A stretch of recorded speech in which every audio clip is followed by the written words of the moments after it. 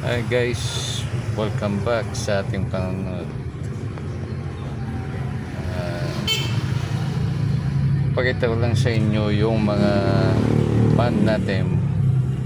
Napakarami ng fry ang HB White. Yan, HB White yan. Tsaka yan, dyan. HB White din yan.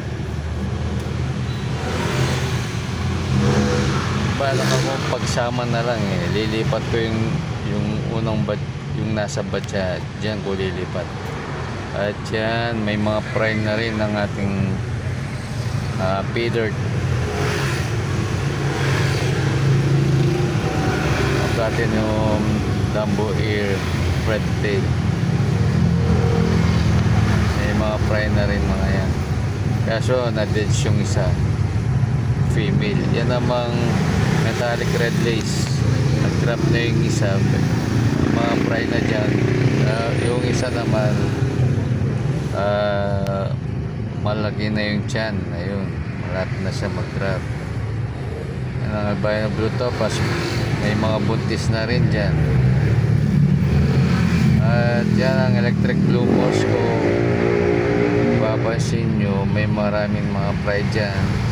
At yung cross full gold, full platinum white, may mga prime na rin dyan. At yung mga siyempre yung koi gabi natin, kung makikita nyo marami ng prime yan. Ayan. Tsaka yung koi din yan, kaso medyo black. Yan naman ang full gold natin, may mga fry na yun dyan kung makikita nyo. Yung double sword wala pa. Dumbo Ear Mosaic, marami na rin fry dyan.